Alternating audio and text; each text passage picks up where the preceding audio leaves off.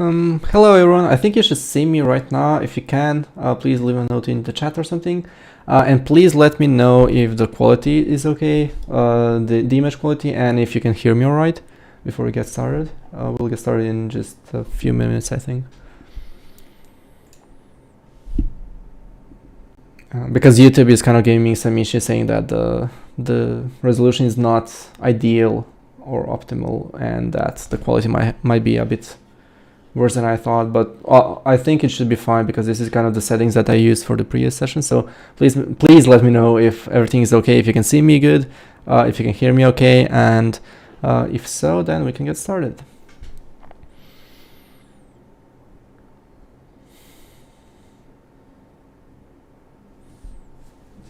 I'll also check this real quick.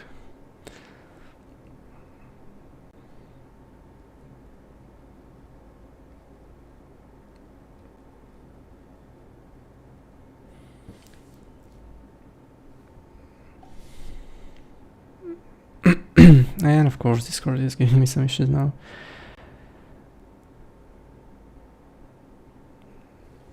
Okay, so I guess if no one is complaining, then everything is alright, so I can't really change anything without any complaints. Without further ado, I'll just head on into the presentation. Hey Emmanuel, nice to see you here. So this is our second presentation on the topic of Jetpack Compose. If you haven't been here, about a month or so ago, we had our first presentation where we talked about the basics of Jetpack Compose, what it is and how it works behind the scenes, and some of the fundamental topics you should know to be able to use it, such as what are the basic building blocks, how does the rendering process work, what about state, what about animations, everything, you know, what gives you the basic information about building any, small apps. So right now we'll kind of go into the same topic, but onto more advanced part of the thing. So we'll talk about how to use Compose for more complex use cases and how to handle those use cases. So overall, I have a presentation prepared. I'm not sure if it should take as long as the previous one, because the previous one was quite big. But thank you for joining here, and to anyone who's listening currently or will be listening later on or watching the videos after they are processed, thank you for being here. And make sure to leave us any kind of comments if you want to, ask anything that wasn't really clear in the presentation, or just reach out to us either via our YouTube channel, via our social media, which we have. Reach out to me personally. I'll leave a few links in the presentation. Just feel free to reach out and we can, chat. So without further ado, let me kind of switch over to the presentation. So you should be seeing the presentation right now. If the presentation is not really clear or anything, just let me know and I'll kind of try to fix it, hopefully. Thank you for joining again. This is a part of our Google developers group OSIEC here that we have. We try to have presentations every few months at least, if we can. We haven't really had as much luck previous year because of the whole Corona situation, and we couldn't really find speakers for our presentations, but we're trying to change that, and we're just trying to kind of move into an online format and give more presentations. So if you have any kind of ideas that you want to collaborate with us, any kind of topics that you want to talk about and present within the GDG OSIEC, just feel free to reach out and we'll organize something. So as I mentioned, today I'll talk about the advanced aspects of Jetpack Compose. This entails talking about more complex use cases, such as using state, handling state, and using reactive state actually. But this also entails something in the manner of using more complex animations to achieve transitions between your screens. Not just that, but also how to use Compose to build more generic components so you can reuse them in a much better way. But as I mentioned, we'll talk about all this in a bit. Before we do, let me just say a few quick words about me. So you can find me on many different parts of social media. I'm currently working, as you know, my name is Filip Babić, and I'm working as a video instructor at Razor, which is the company behind Room.com. So we do a lot of educational content in terms of programming. So not just Android and iOS development, but also Unity, server-side Swift, Flutter as of recent, and just there's a lot of content we have on our website that you can access both for free and under some certain subscriptions, where you gain access to a lot of books that a lot of people are really happy to be reading. So if you want to reach out about like our subscriptions and everything, you can just feel free to reach out to me. You can visit our website and learn a bit more about that. If you want to reach out to me for in terms of a personal a personal question in terms of development, or just trying to organize something with the GDG Osijek or some of the other projects that I work on, you can use Twitter, LinkedIn. You can find me on the GD website, where you can find even more resources to find me, or you can join our Discord that we have, which is publicly available, and there's a lot of folks there that chat every day with us, and you can just discuss with us whenever you want, or talk to us whenever you want. Just let me know if you can see everything correctly right now. If everything is completely clear and the screen is completely visible, just like leave a thumbs up or something in the chat. Other than those links where you can reach out to me and ask some questions, I also hold Sunday one-on-one mentoring sessions, where you can ask me pretty much anything that I can give you some advice or tips on, or share my experience with. And those sessions are available. I think we have 2 or 3 sessions every single Sunday, so you can just sign up and chat with me whenever you want, or whenever there's a free slot, I guess. So I would definitely, if you have any questions that you want a person with a bit of experience in, let's say, Android or Kotlin, and you want to ask me some questions, just feel free to take this opportunity, because this is completely free, so you don't have to worry about payment or anything. So as I mentioned, I'll talk about 3 or 4 different things here. I'll talk about state-based screens and how you can show or hide UI depending on the state. I'll also talk a bit about how to use reactive architectures or structures, so combining Compose with MVVM or model view model, and also LiveData or Flow, depending on which one you use for your projects, which one you use for your application. I'll also talk a bit about transitions and how you can create more concrete and more complex animations in Compose, and how you can update your state and your UI depending on those transitions.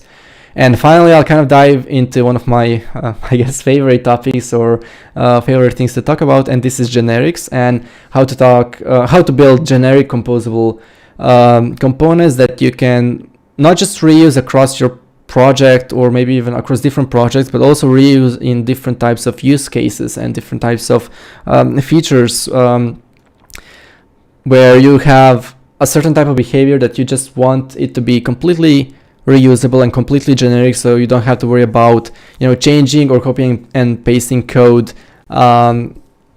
Instead, you can use a generic function, of course, and then you can just have everything be reusable. But a bit more about that later. So one of the things that I mentioned previously is that Compose is all about state. So in Compose, the UI is actually a representation of state. Some people actually say that it's a function of state, which is actually a bit more appropriate, so to say. It's a better explanation, because Compose runs on just functions, and all of those functions, all they do is represent some state in terms of UI components. So in that case, Compose is a function of state, and all you do is just based on the state you have and how the state changes. And as I mentioned in the previous presentation, if you have some UI components that you want to show or hide at different points in time, then what you want to do is actually use if or else statements, if and else statements, or when statements, or conditions overall. You want to use conditions which basically change the way you want to show your UI, and in terms of that, you then and because of the conditions you have, you might show some new components or hide some other components if you don't really want to show them anymore. And one of the most common use cases are drawers and dialogues or any kinds of menus that you want to show that are not there the entire time. They are only there when you actually need them. So we'll kind of see how that works in a moment.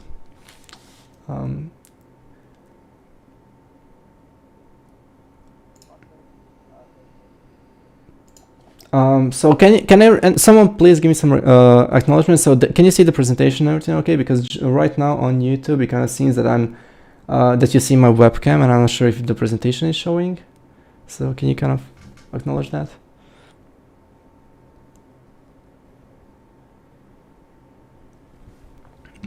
Because streaming is really hard, and it's really hard to make everything work correctly.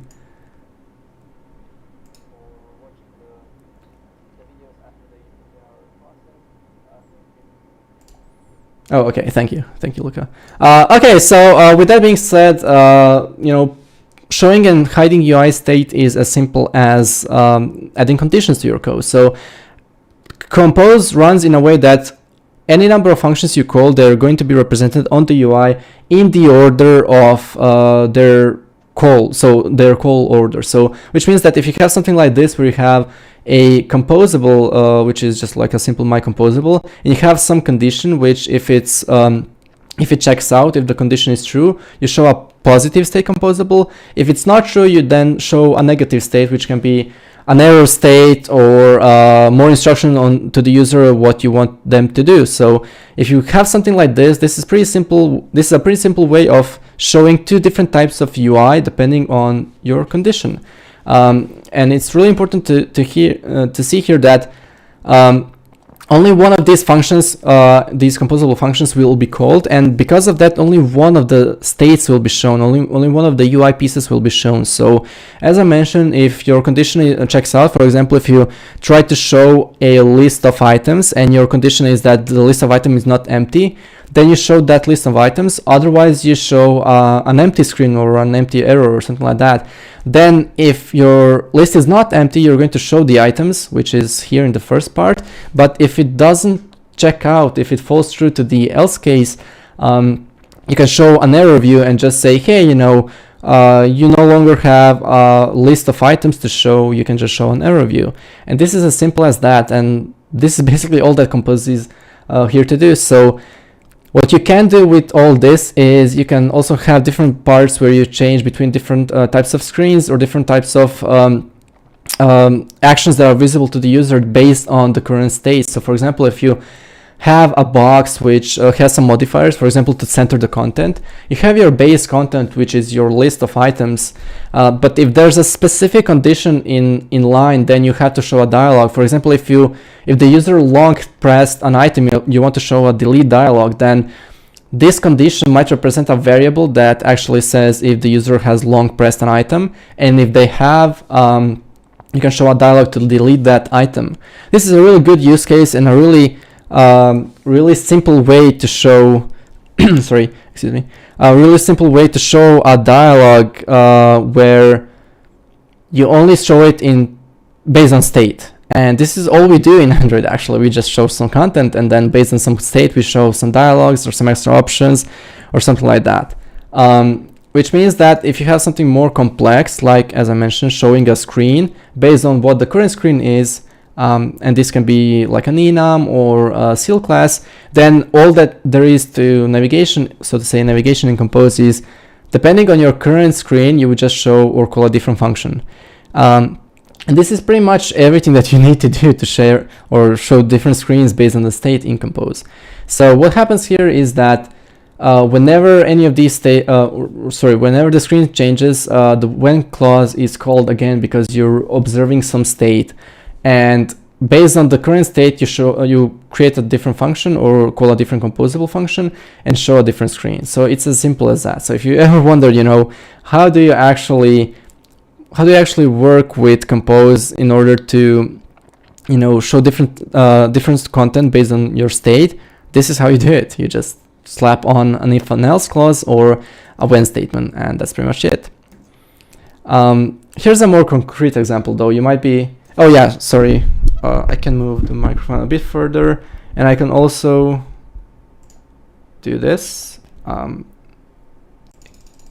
can make it a bit quieter. We had some issues previously where, okay, so this should be fine right now. We had some issues previously where with my microphone where it was a bit quiet, so I just kind of moved it a bit closer, and I also made it a bit more loud. So hopefully this is better right now.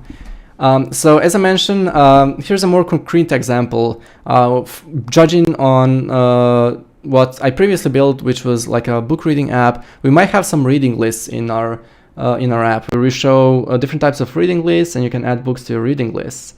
And based on this content, we will have a box with some modifiers where we fill in the max size for the box, for the content, and we also align the content to the center, which means that if you decide to show some dialogue or some option, it will be centered as well. After that, we also have a reading list here where the reading list composable basically renders the list of reading lists, as it mentions. So it has different options here. We might have like an on-item click callback here, which is currently empty. We might also have, oh, where is the point? Yeah, so I need this. We might also have on long item tapped callback, which will notify the view model that we want to delete a reading list. And based on that, we can change the state to something else. So here, for example, after all this content, after all this base content, we can have a variable which says, are you showing a reading, or sorry, add list in this case, or are you showing a delete reading list dialog in another case? So based on this button here, this floating action button, we might notify the view model that we want to add a new reading list. And based on that, we can change the state and tell the Compose UI component we have, which is the reading list content wrapper, that we now want to show our add reading list dialog. And if we want to do that, we just call that function within an if case. You don't have to worry about, so this might be a bit weird at first when you look at it, because you only have an if case, but you don't have an else case, right?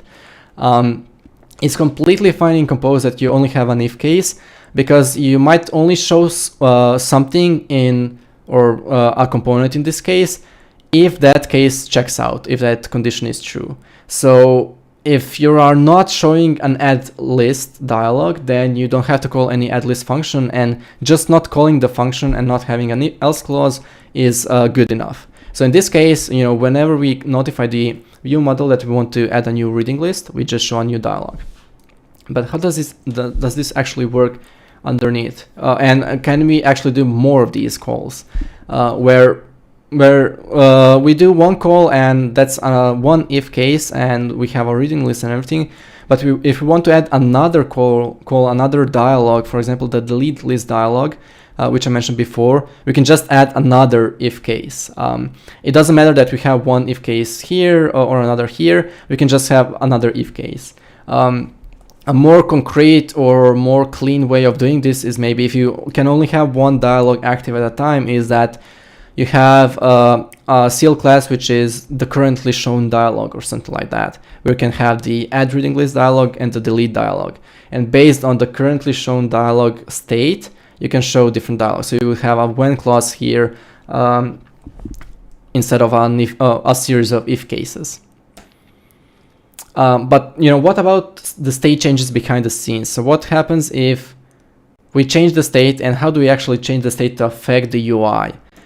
It's pretty simple, as I mentioned, state handling in Compose, as we discussed previously in the presentation, in the previous GDG meetup we had, state tends to change, and because of the state changes, the UI redraws itself every time, but in a smart way. You generally discuss something called recomposition. So whenever you change some state, you recompose the tree and only change the minimal amount of only apply the minimal amount of changes to match the new state. So we had this example the previous time we talked about Compose, where we had like a container which has a header and a list. And if we decide to make some changes to the list and not no changes to the container or the header, what happens in Compose? Well, the container and the header don't really redraw, but the list is recomposed, and because of the list changes, we get a new list with fewer items. Or if we decide to add new items, we get more than we previously had. So basically, it's really smart in a way where when we change the state, it only updates the minimal amount of things, which means that in terms of dialogues and everything, you can change state as much as you want, and it should be pretty fast and pretty optimized in that way. So this leads us into what I kind of initially wanted to talk about, which is how do you connect this in a reactive way that when you change something, everything automatically updates. You don't have to tell Compose to update something manually, which is what you don't really want to do. You want everything to be declarative, you want everything to be reactive. So how do you do it? You do it through exposing different pieces of data which are reactive. Usually you want something like a live data or a flow for your reactive data flows. You could essentially use something like RX, but it's much easier to expose live data because live data has direct support for Jetpack Compose. You can transform live data, you can transform flows and reactive extension observables into live data through different types of extensions. And you can also transform live data into state for Compose, so everything works out of the box. You don't really have to worry about using just one thing or just or switching to something else if you want to switch to something else as a company. Other than that, you also want to have view models which expose these live data objects or flows or whatever you're using, and then Compose should connect to those view models and observe their data from within. This means that you can rotate your screens and do any number of configuration changes without actually damaging the performance of the app, because the view model will persist that state through live data and through it being a view model. And you'll also get immediate updates to Compose UI because you're now emitting new state whenever the screen recreates itself. So this is a really simple example that I'll kind of go through several steps with you. So right now, I didn't really show previously what the reading list content wrapper uses for state. We just kind of show what the composables are. So here we have the reading list content wrapper again, and this is the state we declare at the very top. So we say we have 4 different pieces of states, actually 3 to be more honest. So we have the reading list state, which is the current set of our reading list items.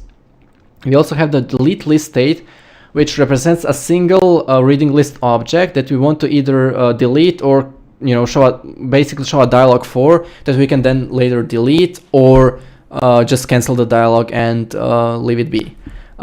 We also take the current value of the delete list state by just referencing it. This is a bit important because by default delete list state returns a nullable value, and you could return an empty object here. As you can see here, we return an empty list in case there's no value in the live data. But this is for me a bit more clean, where you declare the current reading list you want to show the dialog for, and then you can do something based on that. We also expose a boolean value here through a live data that holds a boolean, which represents if the screen is supposed to show an add list or an add reading list dialog or not. So here I kind of condensed it into 3 lines of code, but basically here you can see what the important part is, and how easy it is to connect Compose to live data. So here we access the reading list view model which we have. We access the reading list state, this is a live data. So basically from here on you come into the reactive world, so to say. But what we're trying to use here is actually the observe as state function, where you take a live data object and convert it into a state object from Jetpack Compose. This means that whatever you do with this state, whatever UI you show with this state, it's going to be reactive, because as soon as this state changes, Compose automatically it notifies its UI tree and all the UI components that use this state that there's been a change, which means that automatically they get updated. So You don't have to do any like manual changing of UI state or anything like that. You just change the live data as you would, and everything gets recomposed, and the UI gets updated out of the box. So this is pretty much it. Like, there's nothing really to go about it. It's very simple, very easy to just connect to a live data and show the data you want. Show the state you want on the screen, and then once you change the data, it will update automatically. So if we kind of try to visualize this as a diagram, or just as a life cycle of things, you have your view, which is basically your compose functions, which observe the live data from a view model as state. And then anytime the live data receives any updates from, let's say, the repository, or from just from the general business logic in your view model, or even the API, the database, anything, it automatically receives updates as long as you, let's say, use flows or you update the live data. And because it receives new updates, it also notifies UI of the new changes, which means that essentially whenever there's new state from the live data that you listen to, the view realizes that it's new state and it recomposes itself. So after this, you get a new view that's now updated, that again listens to the same live data, that again can receive new updates from the repository or wherever you get your data from, and it will in turn push new state to the view, again going into the recomposition state and back into the new updated state of the view. So this is really simple. Actually, if you ever thought that handling data would be really complex, it's not that complex at all. One of the key things that you can do here is your repository can be also based on reactive flows, for example, or just in general, reactive data structures such as a flow or Rx observables, or live data if you just use live data, where you can return a flow from a database, and then every time you do something to the database, you automatically update both the live data and the UI, so you don't generally have to do anything to show new data on the screen, and it's really performant and optimized. So if we were within our view model, the data would look something like this. So here I have the first piece of data is a bit different from the other, so I'll go through that first. So the first piece of live data is the reading list state. This is the only piece of information that comes from a database and is being persisted. So what we do here is we get a flow from the repository, which communicates to Room saying, hey, give me a flow of reading lists. And then we say, hey, observe this as a live data within the view model scope, which means you will get updates on the main thread. So you can render it on the UI thread, or you can render the actual state whenever something changes in the database. This means that whenever you call, let's say, repository, add a new reading list or remove a reading list, it will in turn notify the database, which will in turn notify the flow, which we have here, compress it into a live data construct, and then push it to the UI screen, which is really good and cool because you don't have to do a lot of work yourself. The other type of state that you can kind of store and just depends on your use case is anything that you have which is not something that you persist generally. So let's say something like the Boolean flag if you are showing a reading list dialog or not, or the current state or the current object of the reading list that you're trying to delete. So these types of values you have to persist yourself, so to say, and you have to handle yourself. And the proposed approach, or let's say a clean approach to do so, is to have a mutable live data that is private for your view model, and then expose it as a live data that the user or the UI screen can't mutate from outside of the view model, or in the UI layer if you want. This means that you can observe one live data, and whenever something changes in the original live data, it automatically gets pushed to the UI. Which means that if you call any function such as add a reading list or something, it will update these two properties or any of them, and then update your UI accordingly. So here we have a function which is called onReadingListTabbed, and it's really simple, really clean. You don't have to pass any state. You don't have to, you know, pass any callback or anything to notify the UI. You just tell the view model, hey, I tapped on the reading list button, and then from there you update the reading list live data from within the view model to true, so that it's showing a dialog now, which will in turn update the UI and render something new. The same goes for the when you long tap on a reading list to delete it. You just update the state of the current live data, the current value of the state, and then it will push itself towards the UI screen, which will update then the list by not having enough, not having the same number of reading lists after you delete them. And as I mentioned, when you have like a single source of truth, such as a database, when you add a new reading list, you can just say, hey, I want to update my repository or update my database, in this case, my Room database, with a new reading list. And then I will reset the state. The same goes for deleting a reading list. You would just delete it from the database, and everything else will update on its own. And here I just created like a small function called onDialogDismiss, which resets both of these values, because at any point in my app, I can have only one dialog shown. So whenever I close one dialog, I know that both should be closed. I just do the preemptive sort of operation of resetting both of the states. Here I'm setting the is showing add reading list state to false and delete reading list state to null. And that's pretty much it when it comes to like data. In terms of so I'm not sure what happened here. Yeah, so as I mentioned, what's happening here, like again, to repeat it really quickly, is that you're listening to the repository, you're listening to Room's entries, to the actual database table, and by updating Room, you cause new state to be pushed to that live data, which in turn updates the UI, and the whole process just renders the new state. So if you add a new reading list, you'll get a list with one more reading list. If you delete any of the reading list, then you'll get one fewer reading list. So the question comes where and how to hold the state for your composables. It doesn't really matter where you or how you hold the state or where you kind of hold the state, as long as you can subscribe to it. So this means that it doesn't matter if you're using MVVM or view models from the Jetpack set of tools or architecture components. You can use a presenter that you wrote yourself, or you can use something else.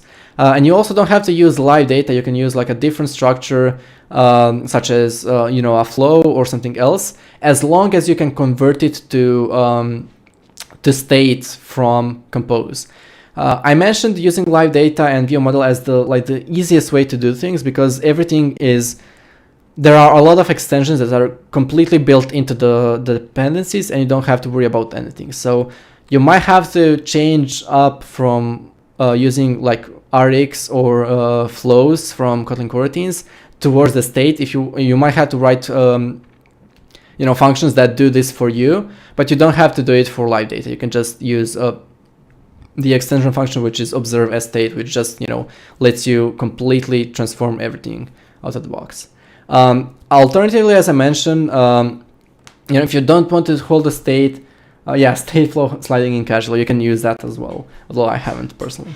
Additionally, you can just hold the data in a view model or a live data and then update everything manually. But the better option here would be to hold it in a database and use it as your only source of truth. This means that your app in itself is offline first by default, because everything you do with your API, for example, you automatically receive through your API calls. You store it in your database, and through that way you push the content to the UI. But this means that if you're offline, you can show your data to your users without actually showing any of those dirty and kind of not happy dialogues or states saying you don't have an internet connection, we can't really do anything with the app. If you refer or defer to a database as being your single source of truth, this means that everything is offline first by default and everything is reactive by default, because you can combine your database, if it's Room, with Flow or Live Data or RX, whichever you prefer. So that's it in terms of like how do you handle state. And another really important part of handling state is handling animations, of course, because transitions and in animations in general are just another function of state, except that the state changes quite fast, so to say, and based on your actions. So as I mentioned in the previous presentation is that animating compose is actually pretty simple. It's much easier than you think. You don't have to write really complex animations and understand a lot of the animation framework to just do a simple animation, because animations, or in this case transitions in Compose, which are more complex animations, are just a way to change state and then access different parts of that state through property keys. So there's something called a property key in Compose, which is also like called a prop key for short. And it basically references one value change in the transition. You can have any number of property keys in any number of transitions, and you can update your components accordingly by just observing the state of the transition. So let's see how to do that. So here I declared a few properties or few prop keys, which define different properties we want to animate in our app. I have the top margin, the title margin, and the content margin of my screen here, which are all DP prop keys. DP prop keys are just keys that represent state animations around DPs, or density independent pixels. So pixels that, or basically the size that you use in Android to pretty much render anything other than text size, of course. You can also pass in a label if you want to observe these animations or try out these animations in the preview window of Android Studio, but these are not required. It's a good thing to have them if you decide to not run your app to run the transition, of course. I also created a floating button size here, which is also a DP prop key, which is going to represent the size of the floating action button. And I also had a content alpha, which is a float prop key. So you can have int, float, I'm pretty sure you can have double, you can also have DP prop keys, and generally you use these different types of keys for different types of properties. So obviously the sizes, the margins and everything, you'll want to use DP prop keys.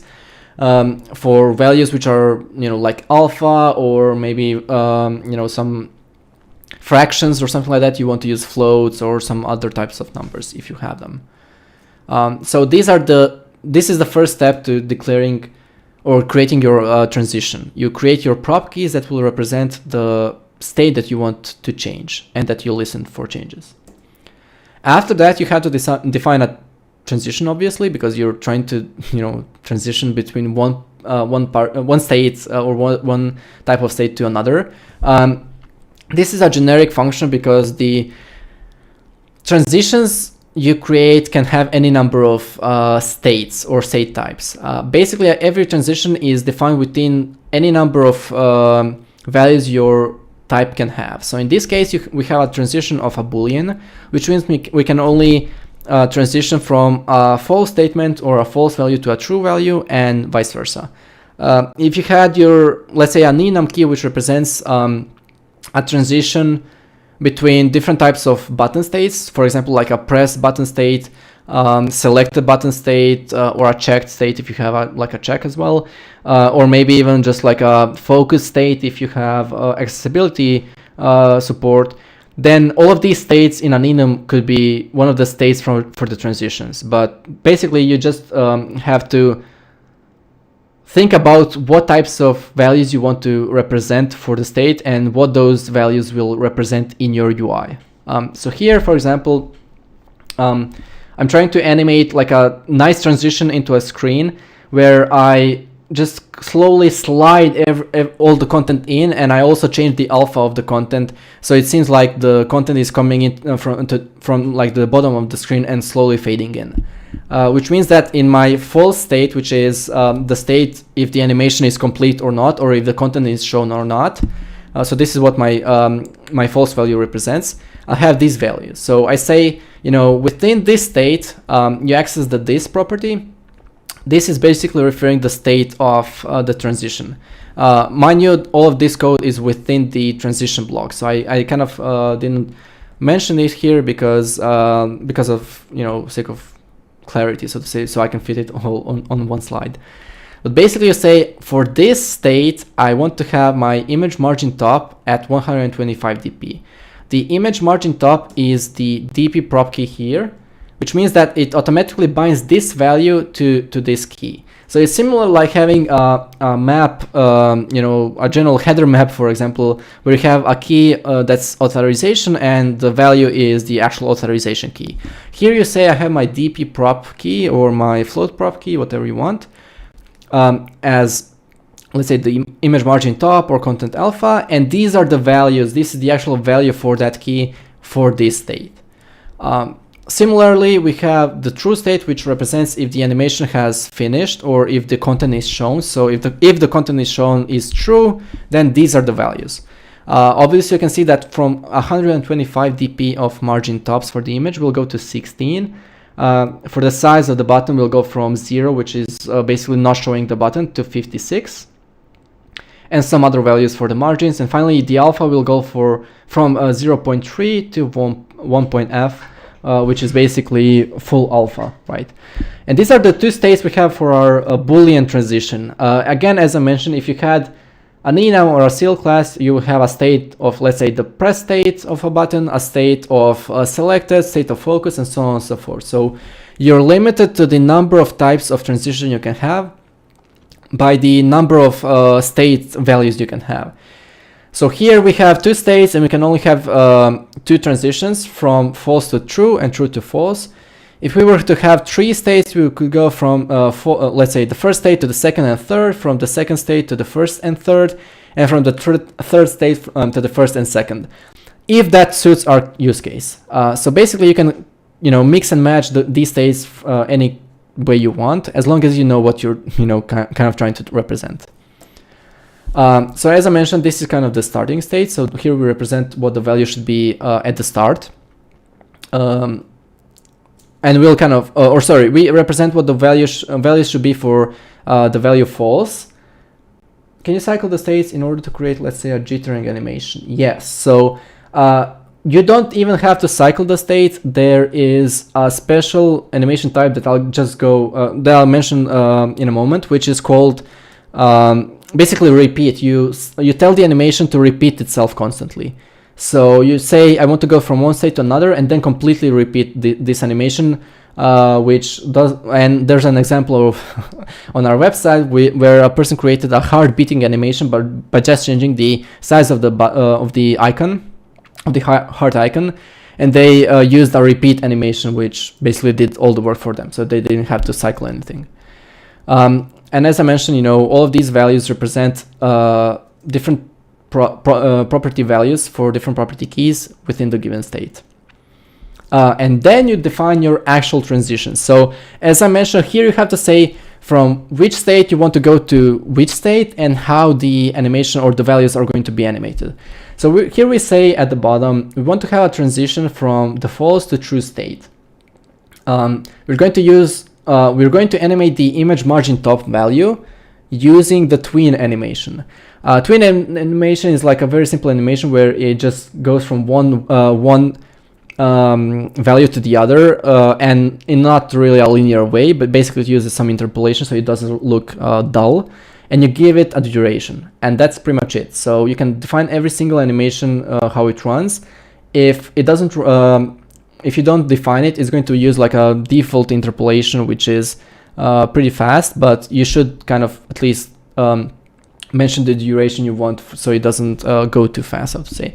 So in your case, as you mentioned, if you want to cycle the states in order to create a jittering animation or a repeat animation, something like that, instead of using tween here, you would use, I'm not 100% sure if it's called repeat just, but basically it's, you would say image margin top using, you know, repeat, and within you would have to define some values, so how exactly it would repeat itself.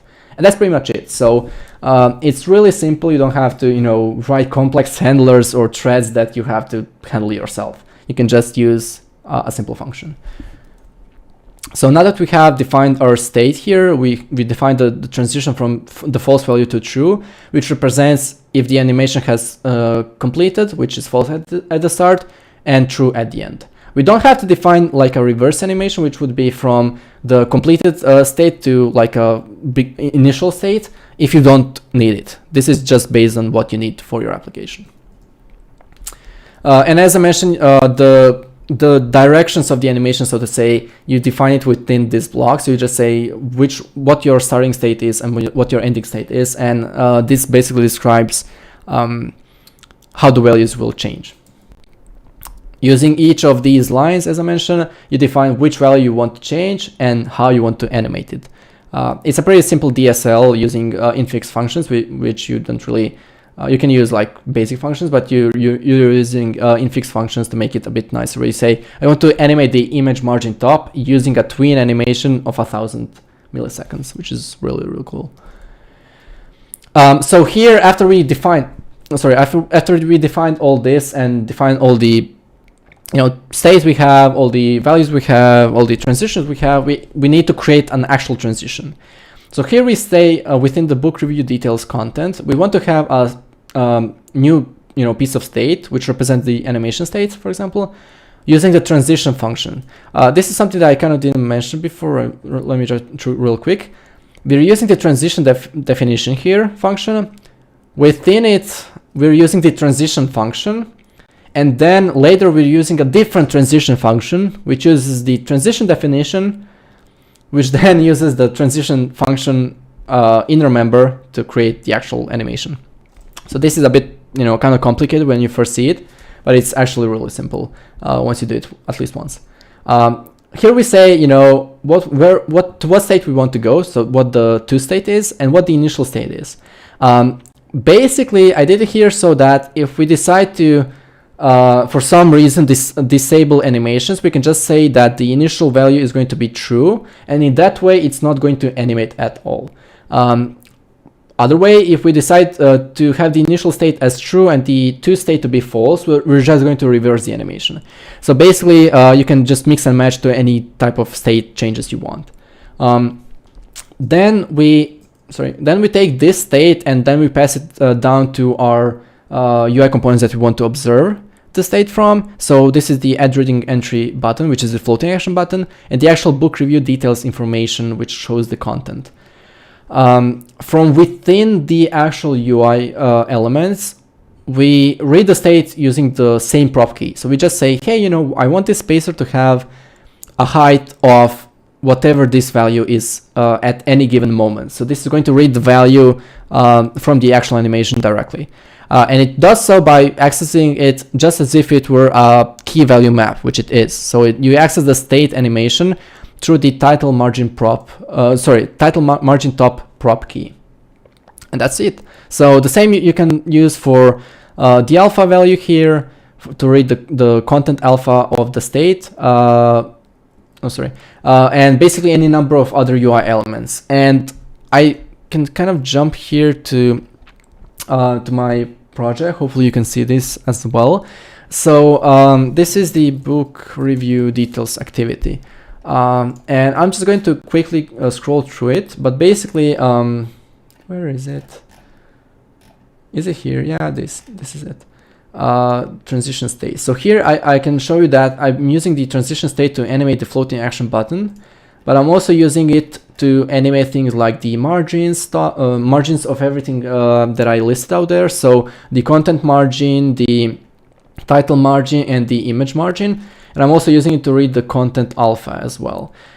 So you can just use it on any number of values you want, as long as it makes sense for your project, obviously. And the result is pretty spectacular, given that I'm completely oblivious to any kind of good UI practices, or just building something that looks nice. But with all of these changes, with just a few set of state properties that you change, you get the following example. So when I open the screen, you can see that the entirety of the content just fades in slowly, and all of the values just go slowly up. And you can also see the button kind of increasing in size or actually coming into the screen. So just once again, you can see here, and because there are different values for margins, for example, the entire animation is done in 1 second, and there are different values being changed. This means that this image is going to come in a lot faster than, let's say, the content, which has a slightly slower change of values. And this creates the effect that, you know, the image comes in quickly and the rest of the content is kind of sluggishly moving in from the previous screen. And also at the same time, you have your floating button kind of coming in, which is like doing like parallel animation, so to say. So you have this. To me, I'm really proud of this animation, but to me it looks like a really nice animation where you show your content and present your content to the user using only very few lines of code, using just a small animation, small transition that you can kind of cook up yourself. So this is kind of what the transitions look like and how you can build your transitions. And this is really simple because, as I mentioned, I managed to do it, so obviously you can do you can do it too. I'm just going to kind of jump to the transition here to show the entirety of the code for this transition. So it's just a matter of defining the values you need, the state you need to you want to animate here, how the animation is going to run, and then applying that to different types of UI elements. As I mentioned here, you have instead of tween, I think you can use something like repeat. Yeah, you can say animation.repeatable. So basically say how many iterations you want, what the animation is going to be. So within the actual like the animation block you want, and what the repeat mode is going to be. So I'm just going to drop this real quick and open the definition so you can see. So you can repeat it to restart the animation. You can also repeat it to be like in reverse. I think you can also you can repeat it to restart the animation every single time. You can repeat it in a way that it reverses. So if I were to repeat this in a restart, it would, the content would show up from the bottom, then it would go back and show up from the bottom again, and so on and so forth. If I were to reverse it, it will go up, then go down, then go up and go down, and so on and so forth. So this is really cool because you can repeat in 2 different ways, which are really nice, depending on your use case. This is the actual animation that you want to repeat, so you have to define this. And there's a good example that I'll kind of link somewhere from Room.com, where the person created, as I mentioned, a heartbeat animation based on like a repeatable animation. And any number of iterations. If you want, I think you can pass in like -1 or something here to just run it indefinitely or something like that. Or you can just put it like to be 1,000 or 10,000 or something like that, to like a really large number. And that's pretty much how like the repeat animation looks like. So that's it when it comes to like transitions. We discussed like some very simple animate blocks and value-based animations previously, but this is like a more complex example, and it's really cool that you can see that it's not actually complex at all. It's very simple to concoct something like this and have a nice UI animation in your app, even if you are not UI savvy, just like me.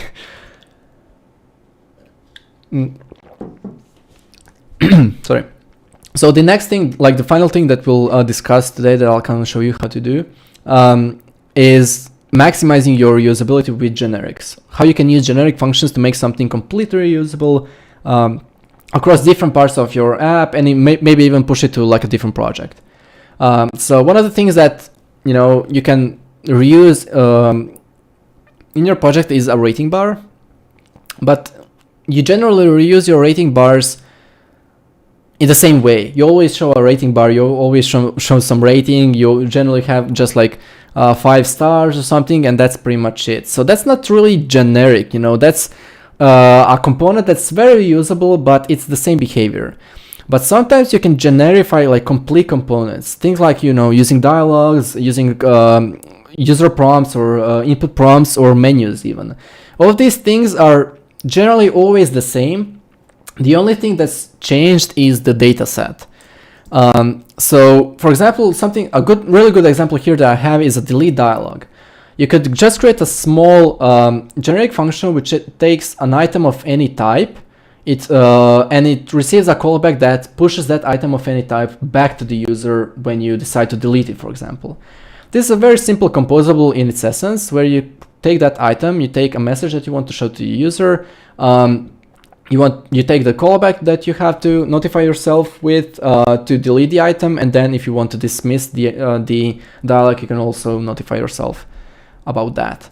The actual implementation, and I'm sorry the slides editing or highlighting doesn't work here because it's kind of a weird example, but basically you use a alert dialog, which is the compose component, which has the dismiss request that you passed in. You show the title, which is the delete title in this case every single time, the message, and then you show two buttons, one of which will be the delete button, which will represent yes, delete this item as an action, and the other will be the cancel button, which will represent no, don't delete this item. So within the actual click action, you just say delete this item, and you already passed it in, so you can just send it back.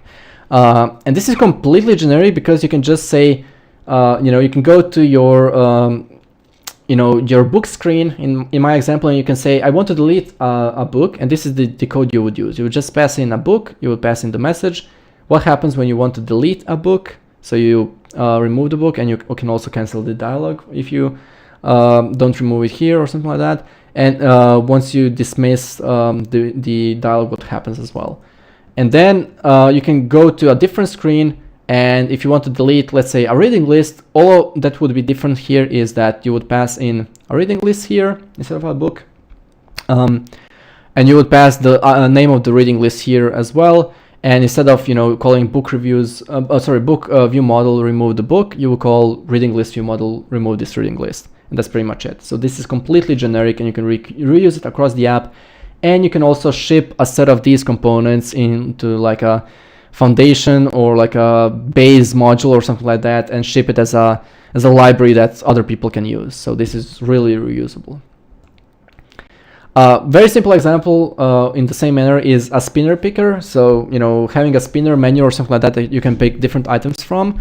Again, it's generic. Again, you pass in some text to show to the user, which is the current picked item. Or like an extra explanation if you want. You pass in which item you want to have pre-selected. You can pass in null because sometimes you don't have a pre-selected item.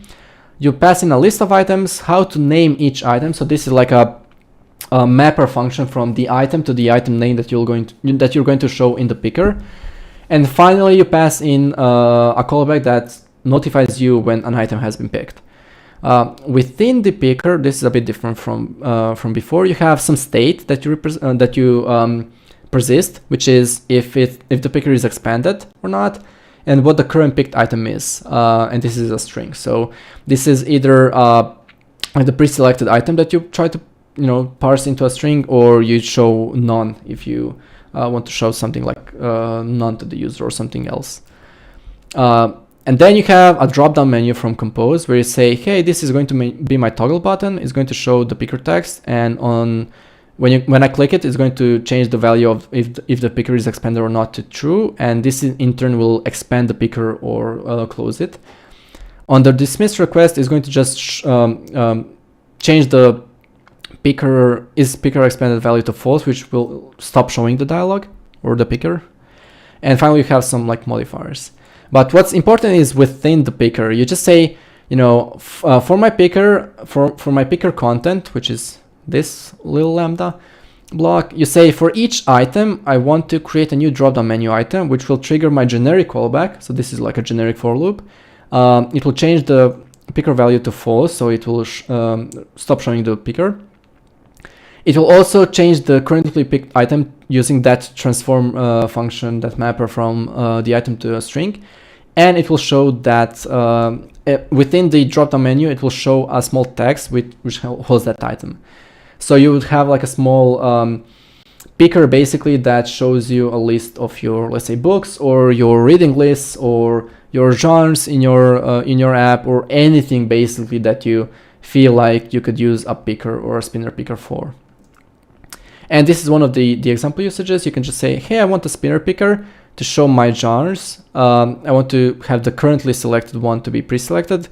Whenever I pick a genre, I want the filter to update and I want the picker text to be, you know, this little string which represents this, that you're selecting a picker. And whenever I want to show a picker item, I'm going to use this transformation function, which takes the genre and takes its name as the actual picker text. And that's pretty much it. You don't have to worry about you know, having different types of logic for different types of pickers. Every single picker is pretty much the same. Every single dialog is pretty much the same. So you can completely reuse it and ship this to any number of projects, and then just have generic behavior that you don't really have to worry about. And this is basically how the lists, like how lists in Compose work, how other components work in other, you know, UI frameworks. You just have a generic thing that represents your items, and then you just say what types of items you want to show and how do you want those items to be rendered, and that's pretty much it. And that's actually it for today. Everything you need to kind of follow up with this content you can find in my GitHub repo, which I updated with new examples, with new content, as I mentioned. You can also follow my Jetpack Compose course that I really dive into Compose with a lot of episodes, a lot of content. It's a couple of hours long, so you can go through a lot of content. There's also a couple of tutorials on the roymanley.com website where you can just look up Jetpack Compose content, such as, you know, that animation tutorial as I mentioned, which I'll just kind of let me just see. Yeah, I have the link here ready, so I can just show send it to you. So this should be the link for the animations tutorial for Jetpack Compose. And here you can see there are different types of animations, and also different types of types of animations in terms of repeatable animations and tween animations, so on and so forth. So you can hop onto that, and stay tuned for more Compose content. We're going to have some pretty big updates in about a few weeks, so stay tuned for more, and we'll definitely jump through to some Q&A if you have any kinds of questions. And thank you for being here and for listening to the presentation. So are there any questions that I can help you with, or anything that's not really said in the presentation? Yeah, the GNOME distribution is just amazing. Oh yeah, also the presentation, I'll share it right after the what you want to call it, the event, but you can also see it here if you just want to jump on it real quick. Let me just move my screen here. So are there any questions in terms of Compose, some advanced stuff for Compose? How can you do something, or even if I kind of didn't explain anything or something well enough in my presentation, do you want me to explain a bit more? You don't have very many people here today. I guess it's like a weird time slot or something, or more people are going to come later. But if you have any questions, just feel free to ask them.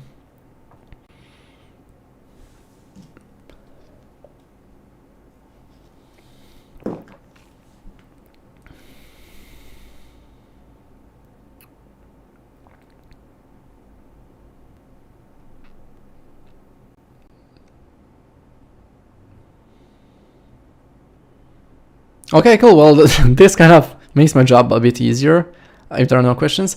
So if there are no questions really, we can just, if you come up with anything later, you can just ping me directly, as I mentioned, through the links that I provided in the presentation. You can ping the GDG Osijek, email, or even our website, or even our chat here in the comments below. You can just feel free to ask any questions. Thank you, Pablo, for the kind words. Just if you come up with anything, feel free to reach out to us, and we'll answer those questions later once you come up with them. Thank you for that. I'm really proud of the animations because I suck with UI generally, and this seemed like a small and nice thing that I managed to build just, you know, from the top of my head. So this just goes to show, you know, how simple animations are in Compose, how easy you can create something on your own, how easy you can tweak to your use cases. Previously I showed that you can like change the size and corner radius and different modifiers for different UI elements based on your animation state. And if you combine that with the transition that I just did, then you can create something really, really spectacular, where you can have the image come from the bottom with a margin, and then you can change its size to just fill up the screen, and also change its corner radius, so it seems like the image is slowly coming into the screen and filling up the space, the area that it can take. So you can create something really, really cool like that with very, very little effort, to be honest, as long as you know what you're kind of going for with your animations, which is, I guess, something that all animations have in common. You just have to know what you're trying to what information you're trying to convey with them. Okay, so as I mentioned, if there are no questions, I would like to thank you once more for joining us. If you have any ideas for any presentations in the future, again, let us know. We'll organize something, definitely. We're always willing to show new content or research something new, and then try to build something cool with it, and teach that to other folks as well. If you have if you want to present something at GDG OSIEC, just again, feel free to reach out. We are more than welcome to get more speakers up and have a more diverse set of speakers and topics as well. It doesn't have to be just Android or just Compose. It can be anything. So just let us know, and I guess we'll see each other in the next presentation. Thank you again for joining. Make sure to share this video with your friends if you think they'll get something out of it. Make sure to comment below if you found it really cool, and if you have any other questions, and we'll see each other the next time. Bye guys. Bye everyone.